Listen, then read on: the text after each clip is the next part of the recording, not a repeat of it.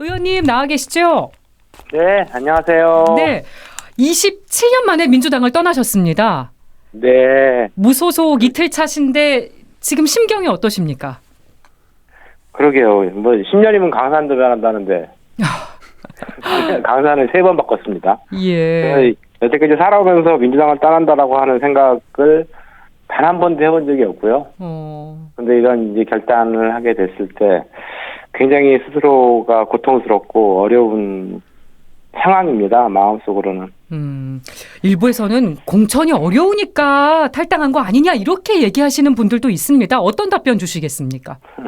공천을 원했다면 오래전부터 지역에서 경선 준비하고 그리고 이재명 당대표가 아무리 잘못된 길을 가고 있다 하더라도 그거에 대해서 눈 감고 이재명 당대표한테 딸랑딸랑 대고 저 이재명 당대표하고 굉장히 오래된 친구거든요. 네. 그리고 지난 대선 때 조직본부장을 맡아가지고 가장 열심히 일한 의원 중에 한 명으로 평가받고 있거든요. 예. 그러면 이재명 당대표한테 야 친구 공천 안 주겠어? 걱정하지. 이렇게 하지 않았겠습니까? 근데 사실은 이재명 당대표가 당을 망쳐놓고 있습니다. 좋은 정치인이 아니라는 거는 세상이 다 아는 일입니다. 거기 줄 서는 이유가 뭘까 생각해 보면은 거기 줄 서고 있는 의원들이야말로 친명파리, 찐명, 찐명, 친명 이런 것들을 하는 의원들이야말로 공천 받고 싶어 하는 분들 아닐까. 공천 때문에 세상이 다 아는 일 아니겠습니까? 예. 네. 저희 장윤선 기자 함께하고 계셔서 인사 나누실까요? 아, 의원님. 네. 아니, 아침에 제가 차 마시러 간다고 해놓고 정신이 없어서 못 갔습니다. 이렇게 그러게요. 안녕하세요. 이렇게 연락을 드리게 될 줄이야. 그러게요. 네, 내일이라도 가겠습니다. 네. 자주 오세요. 네, 예.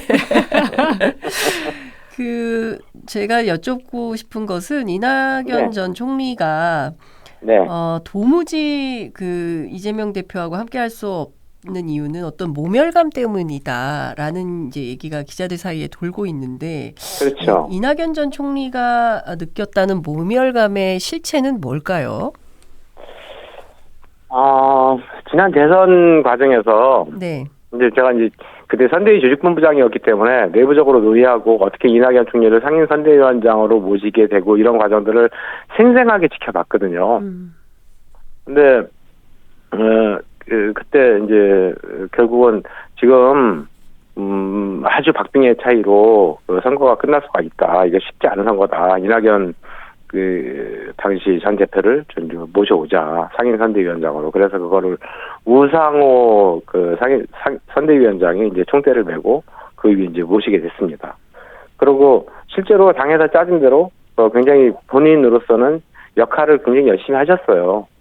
근데 물론 이제 현장에서의 약간의 실수 이런 것들은 좀 있었던 것 같습니다. 근데 이제 대선이 끝나고 나가지고 대선 패배에 대한 책임 이걸 얘기를 할 때 갑자기 강성 유튜브들 등등이 이제 주도가 되기 시작하면서 이른바 민주당의 지금 제일 문제라고 지적되는 이 개딸들 이런 사람들 팬덤들 이런 사람들이 지적이 막 논란이 되기 시작하면서 대선 패배의 책임자는 후보자가 아니고 이낙연이다 라고 몰기 시작한 거예요. 그러니까 후보자는 젖잘싸. 그때 이재명 대표는 온 국민이 울음 속에 터져 있을, 그러니까 민주당을 지지했던 이런 상황에서 주식 투자를 하고 있었습니다. 그 순간 이낙연 대표한테 모든 책임들이 돌아가면서 대선 패배의 책임을 온팡 뒤집어 쓰게 됐죠. 사실은 이런 걸 보면은 굉장히 억울하겠다라고 싶었는데 그게 아마 그러면 당 지도부가 나서고 이재명 대표가 나서서 아니다 그렇지 않다 그 모든 책임이 나한테 있지 왜 상임 선대위원장을 맡아가지고 열심히 일해 주신 분한테 왜 그 책임을 돌리냐라고 하는 그런 얘기들이 필요했거든요. 네. 근데 그런 말씀을 하나도 이재명 대표가 하지 않죠. 물론 아까도 말씀드렸듯이 대선 과정에서 현장에서의 몇 가지 실수는 있습니다. 제가 봐도 저런 것들은 조금 더 이렇게 했으면 매끄럽게 넘어갔을 텐데 라고 하는 이런 실수들은 있는데 그게 그런 것이 결국 있었다 하더라도 억울하다 하더라도 그래 나도 책임이야. 라고 하는 자세가 이낙연 대표에게도 필요했었을 텐데 그런 것들 좀 잘 못한 것 이런 것들 또한 있어 보이죠. 어찌됐든 이낙연 전 총리가 이번에 그런 억울한 모멸감 이런 것들이 이제 합쳐지면서 이제 탈당까지 하게 됐는데 굉장히 본인의 심정도 굉장히 착잡하실 겁니다. 네. 이낙연 전 총리하고는 함께 하시는 건가요? 연대 가능성이 계속 나오던데. 그건 아니고요. 네. 이제 저희는 이제 곧 내일 창당 노드맵과 관련된 그 창당 선언을 발표를 할 거고요. 기자회견을 11시에 예약을 해놨습니다. 네. 그래서 이게 그냥 합종연행 누구하고 가까우니까 같이 하자 이런 거 가지고 제 신당이 만들어지는 거는 올바르지 않다고 보여지고요. 저희도 아직 국민들한테 명확하게 이런 것 때문에 창당한다. 윤석열이 싫어서, 이재명이 싫어서 이 정도 차원이 아니다. 앞으로 미래 가치를 어떻게 세울 것이며 대한민국을 어떻게 설계할 것이다. 라고 하는 걸 보여줘야 되지 않겠습니까? 그게 이제 창당의 가장 기본적인 목적일 텐데 이낙연 대표의 신당도 그런 것들을 보여주길 바란다. 그리고 이준석의 신당도 그런 걸 보여주길 바란다. 그래서 양양자 의원이라든가 아니면은 금태섭 전 의원 등등이 추진하고 있는 제 정당이 같이 모여서 하나의 정당, 이 가치 문제, 아까 미래 가치 문제, 비전의 문제가 일치한다면 일치하는 모든 정당이 같이 한번 해보자라고 하는 그런 저희가 플랫폼으로서의 역할을 해보려고 합니다. 네. 의원님 이 질문도 드리고 싶습니다. 현근택 변호사 발언 논란과 관련해서 이재명 대표와 정성호 의원이 주고받은 문자를 강하게 비판하셨더라고요. 최순실 네. 국정농단도 언급을 하셨던데 요 비판하신 배경 좀 들어볼까요? 그러니까 정성호 의원은 당무와 관련된 당직이 아무것도 맡고 있지 않거든요. 네. 아마도 이번 문자 메시지를 주고받은 것을 보면 아주 많은 당무에 있어가지고 이재명 대표와 정성호 의원의 그 사이에서 그런 논의들이 이루어지고 있지 않겠는가라고 하는 것이 추측이 되는데 아무런 당직을 맡고 있지 않은 사람과 당무와 관련된 그러한 구체적인 얘기, 특히나 징계의 수준, 징계의 이 내용 이런 것까지도 논의할 정도라고 네. 하는 것은 그거는 진짜 당의 기본적인 의사결정 시스템이라고 하는 것이 완전히 망가지는 거거든요.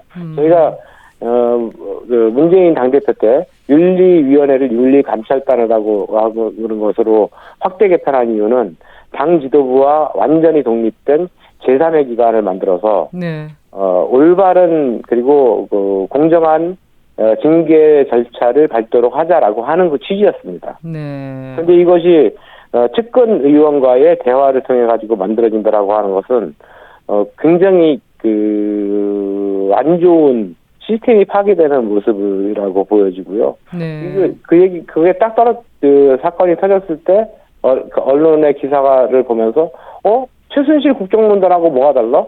정성호 당무농단이네? 라고 하는 생각이 저는 처음으로 들었었습니다. 네. 만약에 그런 것들이 필요하다면 예를 들어서 할 수 있거든요. 예를 들어서 이재명 당대표의 특보단장, 네. 이재명 당대표의 이런 거라도 하나 공식적인 직함이라도 갖든지요. 아무것도 없습니다. 그런 사람하고 중요한 당무를 논의하고 징계와 관련된 그것도 그러니까 당 지도부와는 완전히 독립된 기관으로서의 역할을 해야 될 윤리감찰단의 업무에 대해서 얘기를 하고 있다. 이거는 완전히 당무농단입니다. 네.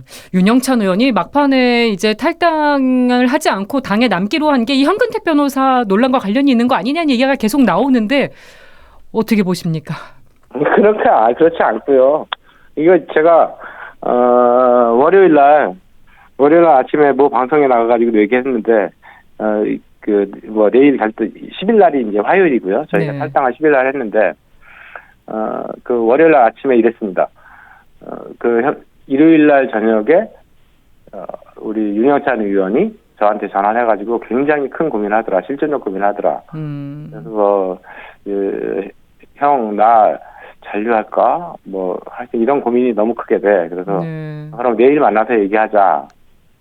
술도 많이 한잔 했더라고요. 예. 근데 그러면 이미 그때 일요일 저녁에 실전적 고민들이 있었고 저한테 월요일 날 저희하고 만나자라고 했었고 아침에 실제로 만났고요. 네, 이 논란이 이제- 벌어지기 전부터 고민이 그렇죠. 있었다는 말씀이신 거죠. 이 사건이 터진 거는 현근택 그 문자 메시지 사건이 터진 거는 월요일 오후 한 서너 시쯤 이런 걸로 알고 있고요. 네. 그러니까 이거는 완전히 오비일학이지 윤영찬 의원을 폄훼하는 듯한 그 발언들은 맞지 않습니다. 네.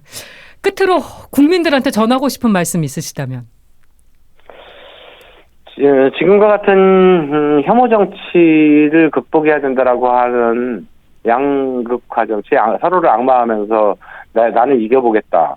왜 나한테 펴줘라라고 하는 이런 정치 풍토를 좀 고쳐야 되겠다라고 하는 국민들이 최하 30%는 되는 것 같습니다. 예. 이 국민들께 어떤 모습으로 저희가 비전과 가치를 보여드릴 것인가라고 하는 것이 굉장히 저희도 뭐 무조건 펴달라고 하는 게 아니고요. 굉장히 중요한 문제라고 생각을 하고 저희에 대해서 최소한 관심 있게 한번 지켜봐달라. 새로운 네. 정치를 위해서 노력하겠다라고 하는 부탁의 말씀을 드리겠습니다. 그리고 아직 15일이 안 돼서요. 새해 복 많이 받으시라고도 말씀드리겠습니다. 알겠습니다. 지금까지 원칙과 상식 이원욱 의원 만나봤습니다. 전화 연결 고맙습니다. 네, 고맙습니다. 의원님 곧 봬요. 네, 기자님. 파이팅! 네, 감사합니다.